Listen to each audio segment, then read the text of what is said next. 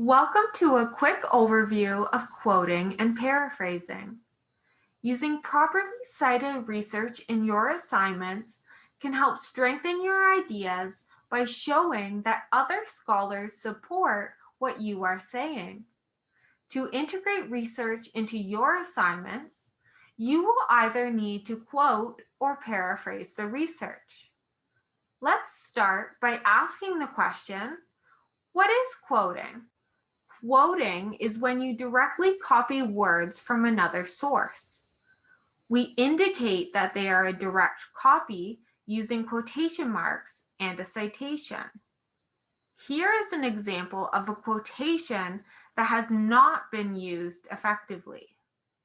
Although this writer has tried to use quotation marks and a citation, this quotation is far too long for most papers. You could technically use special formatting called a block quotation, but it is often better to keep quotations short so that they act as supplemental evidence to your ideas rather than taking over and speaking for you. To shorten a quotation, really think to yourself, what is most important in this passage to prove your specific idea? In this case, the whole first sentence could be removed because the rest of my paragraph is not exploring the methods used in the other researchers' study. I only want to emphasize the value of therapy dog programming.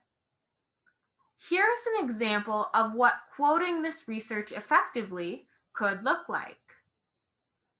Notice that the writer has correctly placed quotation marks around the text and a citation at the end.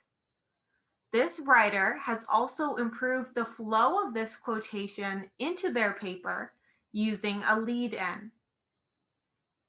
While quoting is one way to integrate research into your paper, you can also paraphrase research. In fact, faculty often prefer when you paraphrase research because it shows a deeper understanding of the research. With that in mind, let's now explore the question, what is paraphrasing?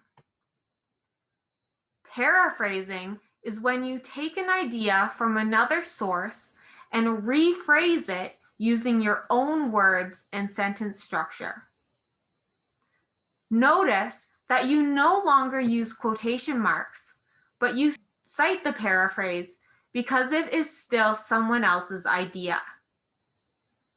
An effective paraphrase will do three things: change most of the words, change the sentence structure, and keep the original meaning. Here's an example of an ineffective paraphrase that hasn't met these goals. Firstly, I've highlighted in red the words that are still the same as the original. It looks like the writer has used some good synonyms for a couple words, but there are too many words that still match the original. Secondly, notice that the writer has used the same sentence structure as the original.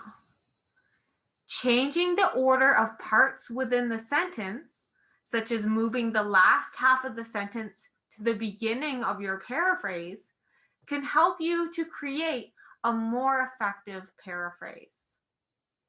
After fixing these two things, this is what your effective paraphrase could look like. Firstly, notice in red that only a few words are the same as the original. Secondly, notice that the writer has changed the overall sentence structure.